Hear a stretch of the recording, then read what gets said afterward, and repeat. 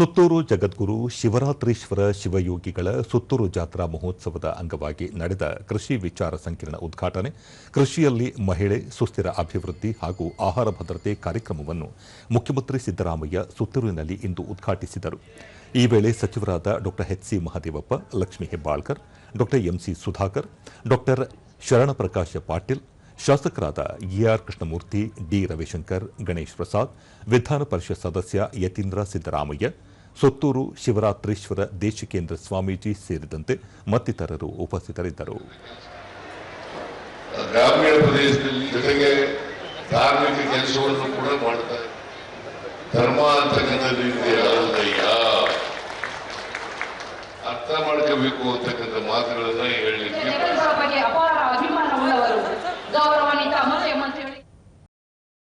ಮಂತ್ರಿ ಸಿದ್ದರಾಮಯ್ಯ ಶಿಕ್ಷಣದಿಂದ ವ್ಯಕ್ತಿತ್ವವನ್ನು ಹಾಗೂ ಮನುಷ್ಯತ್ವವನ್ನು ರೂಪಿಸಿಕೊಳ್ಳಲು ಸಾಧ್ಯವಿದೆ. ಸುತ್ತೂರು ಜಾತ್ರಾ ಮಹೋತ್ಸವ ಅನೇಕ ವರ್ಷಗಳಿಂದ ನಡೆದುಕೊಂಡು ಬರುತ್ತಿದ್ದು 1000 ವರ್ಷಗಳಿಗೂ ಹೆಚ್ಚು ಇತಿಹಾಸವಿದೆ. ಸುತ್ತೂರು ಮಠ ಶಿಕ್ಷಣಕ್ಕೆ ಮೊದಲಿನಿಂದಲೂ ಒತ್ತು ನೀಡುತ್ತಿದೆ.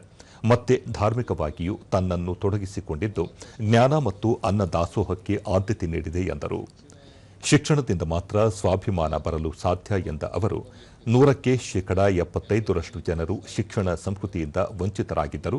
ಅದನ್ನು ಮನಗಂಡ ಶ್ರೀಮಠ ಗ್ರಾಮೀಣ ಪ್ರದೇಶದಲ್ಲಿ ಶಿಕ್ಷಣ ಸಂಸ್ಥೆಗಳನ್ನು ಆರಂಭಿಸುವ ಮೂಲಕ ಎಲ್ಲರಿಗೂ ಶಿಕ್ಷಣ ನೀಡುವ ಕೆಲಸದಲ್ಲಿ ನಿರತವಾಗಿದೆ ಎಂದು ಹೇಳಿದರು. ಅಂದರೆ 100ಕ್ಕೆ 85ಕ್ಕಿಂತ ಹೆಚ್ಚು ಜನ ಶಿಕ್ಷಣ ಸಂಸ್ಕೃತಿಯಿಂದ ವಂಚಿತರಾಗಿದ್ದರು. ಅದನ್ನು ಮನಗಂಡಂಥ ಸುತ್ತೂರು ಮಠ ಗ್ರಾಮೀಣ ಪ್ರದೇಶದಲ್ಲಿ ಹೆಚ್ಚು ಶಿಕ್ಷಣ ಸಂಸ್ಥೆಗಳನ್ನು ತೆರೆದು ಶಿಕ್ಷಣವನ್ನು ಕೊಡ್ತಕ್ಕಂಥ ಕೆಲಸವನ್ನು ಮಾಡ್ತಾ ಇದೆ. ಜೊತೆಗೆ ಧಾರ್ಮಿಕ ಕೆಲಸವನ್ನು ಕೂಡ ಮಾಡ್ತಾ ಇದೆ.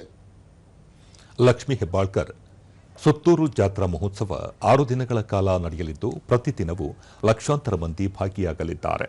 ಶ್ರೀಮಠ ಸರ್ಕಾರದ ಯಾವುದೇ ನೆರವು ಬಯಸದೆ ಶಿಕ್ಷಣಕ್ಕೆ ಒತ್ತು ನೀಡುವ ಮೂಲಕ ಸಾಮಾಜಿಕ ಬದ್ಧತೆಯನ್ನು ಪ್ರದರ್ಶಿಸಿರುವುದು ಶ್ಲಾಘನೀಯ ಎಂದರು. ಅತ್ಯಂತ ಹಿಂದುಳಿದ ವರ್ಗದ ಮಕ್ಕಳಿರಲಿ, ರೈತರ ಮಕ್ಕಳಿರಲಿ, ಯಾವುದೇ ಜಾತಿ, ಯಾವುದೇ ಭಾಷೆ ಅಲ್ಲದೆ ಯಾವುದೇ ಒಂದು ಬೌಂಡ್ರೀಸ್ ನ ಇಡದೆ ಅನ್ನ ದಾಸೋಹ, ಅಕ್ಷರ ದಾಸೋಹ, ಸಂಸ್ಕೃತಿ ದಾಸೋಹ ಮಾಡ್ತಾ ಇವೆ ಅಂತಂದ್ರೆ ಎಷ್ಟೊಂದು ಹೆಮ್ಮೆ ಅನಿಸ್ಬೇಕು ನಮಗೆ. ಡಾ ಶರಣಪ್ರಕಾಶ್ ಪಾಟೀಲ್, ಸುತ್ತೂರು ಮಠದಲ್ಲಿ ಪ್ರಾಥಮಿಕ ಶಿಕ್ಷಣದಿಂದ ಉನ್ನತ ಶಿಕ್ಷಣದವರೆಗೂ ಒತ್ತು ನೀಡಲಾಗಿದೆ. ಇದರಿಂದ ನಾಡಿನ ಎಲ್ಲಾ ಸಮುದಾಯದ ಜನರು ಅಕ್ಷರವಂತರಾಗಲು ಸಹಕಾರಿಯಾಗಿದೆ ಎಂದು ತಿಳಿಸಿದರು. ಪ್ರಯತ್ನ ನಡೆದಿದೆ. ಇವತ್ತು ಮನುಷ್ಯ ಹುಟ್ಟಿ ಬರ್ತಕ್ಕಂಥದ್ದು ಆ ಪರಮಾತ್ಮನ ಅನುಗ್ರಹ ಪಡಿಲಿಕ್ಕೆ ಅಂತಕ್ಕಂಥ ಭಾವನೆ ಇವತ್ತು ಜನರಲ್ಲಿ ಮೂಡಿಸಿರೋದ್ರಿಂದ ನಾವು ಸಮಾಜದಲ್ಲಿ ಹೇಗೆ ಬಾಳಿ ಬದುಕಿದ್ರೆ ನಮ್ಮ ಜೀವನದಲ್ಲಿ ನೆಮ್ಮದಿ ಸಿಗಲಿಕ್ಕೆ ಸಾಧ್ಯ ಇದೆ ಅಂತಕ್ಕಂಥದ್ದನ್ನ ಇವತ್ತು ಅಧ್ಯಾತ್ಮದ ಕಡೆಗೆ ನಮ್ಮನ್ನ ಸೆಳೆದೊಯ್ತಕ್ಕಂಥ ಪ್ರಯತ್ನ ಇನ್ನು ಸುತ್ತೂರು ಮಠ ಮಾಡ್ತಾ ಇದೆ.